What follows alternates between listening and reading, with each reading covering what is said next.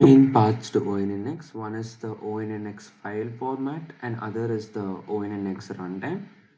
We can train our model on any framework, export to the ONNX file format, and then import to any runtime environment. And specifically, ONNX has its own runtime environment, which is the ONNX runtime, for which it was built. The high level architecture of the thing is basically the ONNX file is a graph representation of the model, and the export software takes care of the representation and everything. So when we're importing it, we don't need the original source code. All that we need is the ONNX file. It has all the required information for loading this model into memory and using it for executions. ONNX is connected to a set of execution providers which execute subgraphs of the graph for which it is most efficient. So ONNX does not just stick on to one particular runtime environment. Based on the graph, which is the model neural network, it will split it into parts where it tries to identify for the particular operators which that particular part of the model is using, what is the most efficient execution provider that we have, and it mixes and matches all these execution providers like that.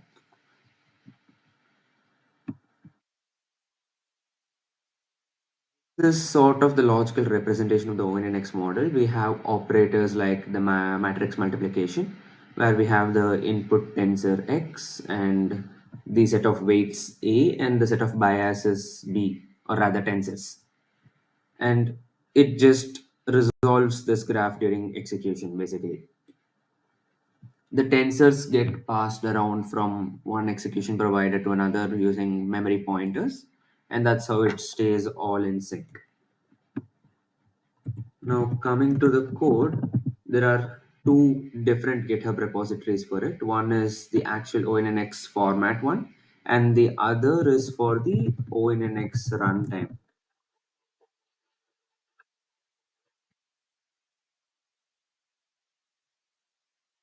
In the format repository, ONNX alone, there is this ONNX folder, which is basically the folder for the actual code. And in this, we have this particular folder called reference. This reference evaluator is basically a runtime environment, but this is not the actual ONNX runtime. This is a prototype version of it made in Python. This will also be able to run the code, but ideally we will want to use the C code which is in the actual ONNX runtime. But considering that the C code is hundreds of thousands of lines, this Python simplification might be easier to understand. This ideally has all of the features of that, but since it's Python, it'll definitely be slower and it does not have as many optimizations as that. This is just a logical representation of it. So this reference evaluator file basically has all of the things needed. And we have the class reference evaluator.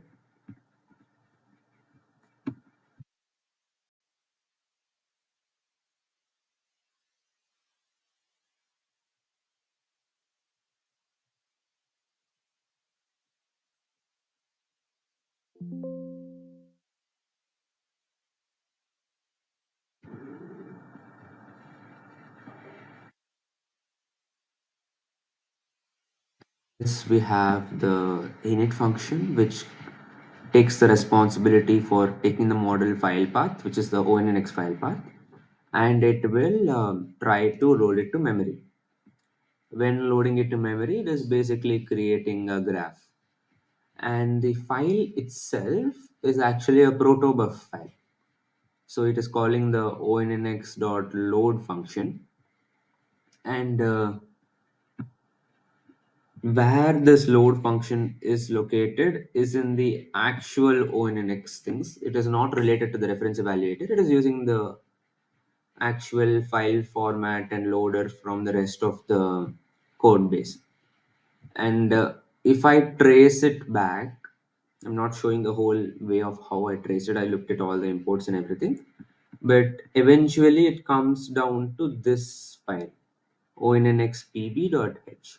So this is basically a C file, and it is a protobuf loader.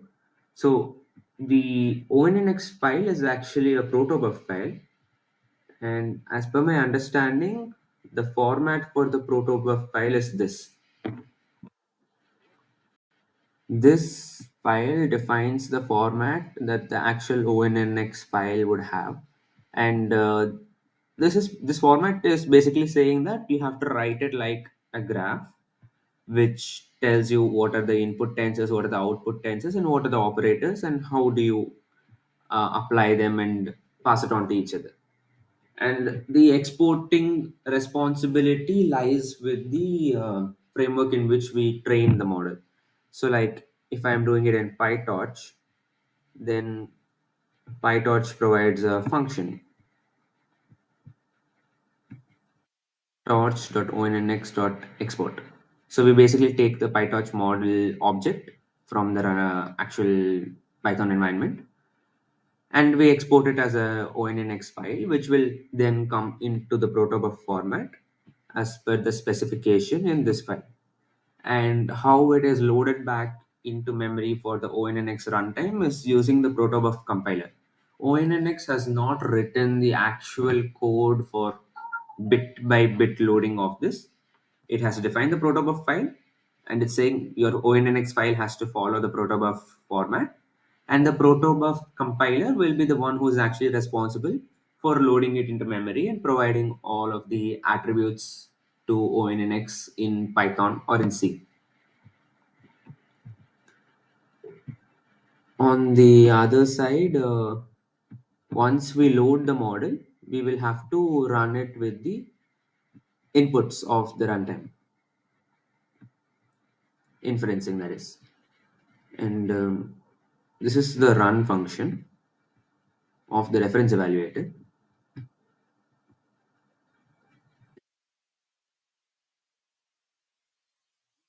Is basically creating a set of nodes. I mean, reading the set of nodes and iterating through it. And for each node, it calls the node.run function. Now, what is a node? It is what we saw in the graph. This is the node wise representation of the graph. X is the input tensor in the runtime environment. And first, it passes through the matrix multiplication node, which will have the weights as an attribute. And the output of that will go to the add node, which is basically the biases. It gets the multiplied result and adds the biases, and that will finally be our output tensor y. Now, the way ONNX works is it creates an abstraction for each of the operator, and the operators for the reference evaluator, there is a Python implementation, is in the ops folder inside the reference folder. And for each operator, we can see there is a file. Similar code structuring is there in the actual C code. And if I take any one example, like maybe the add operator or the not operator, this basically just implements a run function, and it has to do the tensor wise arithmetic of how to actually implement the operator given the tensor of inputs. And the more complicated the operator is, the more code that will be here. And this has a lot of operators, but obviously it can't have every single operator in existence. So the main thing about ONNX is it's completely open source. So we can extend it however we want. So if we have a particular need for a particular operator, or if we have any other runtime environment that has better efficiency in executing some operators, we can use our own code and like extend the ONNX thing. There are ways to connect to the existing thing by registering yourself as a domain and providing it via that. Now, the ONNX runtime is maintained by Microsoft. The ONNX file format was maintained by Linux Foundation actually. And in the ONNX runtime, we have the two folders, which Okay, first we'll go into the ONNX runtime folder, which is the actual framework that is going to be imported. And in the ONNX runtime folder, we go to the core part, which contains the source code. And even in the core, we have the various subdivisions. Like the graph part deals with doing all the graph optimizations, which are not dependent on any runtime environment. So things like quantization are already implemented in ONNX, and we will just have to give the hyperparameters to say that please quantize my model. And if the optimization has no losses in performance, then it would automatically be applied. And the providers folder will connect all the actual runtime environments. So ONNX runtime itself does not actually evaluate the model and run it with inference. In the Python implemented, it did. In the Python implementation, we saw that the reference evaluator implemented everything using basic NumPy code. And so every operator was implemented from scratch, and we could actually use it directly. But when we come to the actual C code, ONNX runtime connects to other runtime environments like TensorFlow runtime, which have more optimized implementations already. So, like I said, it divides the graph into subgraphs, and each subgraph maybe gets allocated a particular runtime environment, which is the most efficient for it to run. And if none of the existing runtime environments are supported, then ONNX runtime itself provides the C code for running it, which is the last fallback. ONNX runtime guarantees that anything that is defined in the ONNX file will be executable. Now, even here we have the session folder. Now, whenever we do anything in ONNX, the actual implement production code, the first thing we will be doing is creating an inference session, which is basically like creating an object for the reference evaluator in our Python code. So the inference session is the logical entry point to ONNX. And in inference session, I mean, in the session folder, we will have the inference session.cc file. This will have all the things we need, but it's very hard to like read the code because there's a lot of operator overloading, and even the imports are very hard to trace. Sorry, function overloading, not operator overloading. And the actual entry point to the ONNX runtime is in the include folder. If you open the include folder, it automatically takes you to include ONNX runtime core. And in that, again, we have the similar folder structure. And if I go to the session thing, there I have the ONNX runtime C API.h. No matter which language we install the API for ONNX runtime, the core engine is actually using only this C implementation, and the API will hence eventually be interfaced somewhere or the other.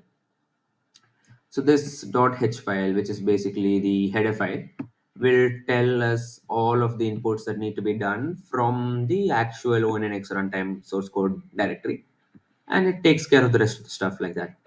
Similar to the Python thing, even in C, the actual ONNX model reading is done by the protobuf compiler. The ONNX runtime does not write the code to literally read the ONNX file bit by bit. It defines the protobuf format. It relies on the protobuf compiler to read the ONNX file. And when it comes to runtime, it will first, from the protobuf compiler, whatever attributes it has got, it has created a graph, it has optimized it, and from the optimized graph, it has created subgraphs for which each subgraph will be allocated its best, most efficient runtime environment, or actually ONNX calls them execution providers. And to the execution providers, ONNX runtime will provide an API for the operators, basically. Yeah. So in C, the operators are again somewhere.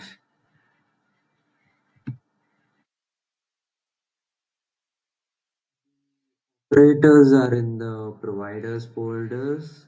I think that's what they formally call the operators. In the providers folder, for example, I'm going to the CPU operators and I'm going to the math section.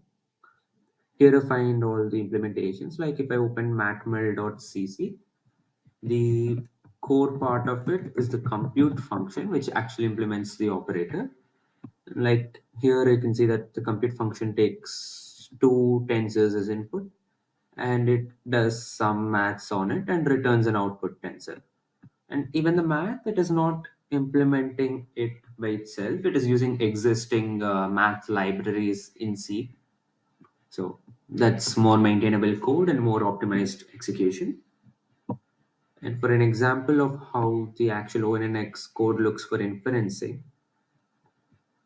this is what we do in Python after doing all the training and everything. This is the inference part. We import the ONNX Runtime library, create an inference session with the path to the model's ONNX file, which was exported from whatever framework you were using. And then we simply do session.run with the input tensor. That's all there is to it. There is nothing more for us to do in the actual code. But what I showed was how to contribute to the ONNX libraries, or if you want to create a clone of it. But otherwise, we will be good just by using the existing ONNX library as it is. If at all there is something that is not implemented there, we can do an open source contribution to extend it. Any other optimizations which we want to do can be configured with the existing ONNX parameters, or we can make a contribution to the execution providers of ONNX again. The, yeah. And again, Python is just a wrapper over the actual C engine that we saw in the ONNX runtime.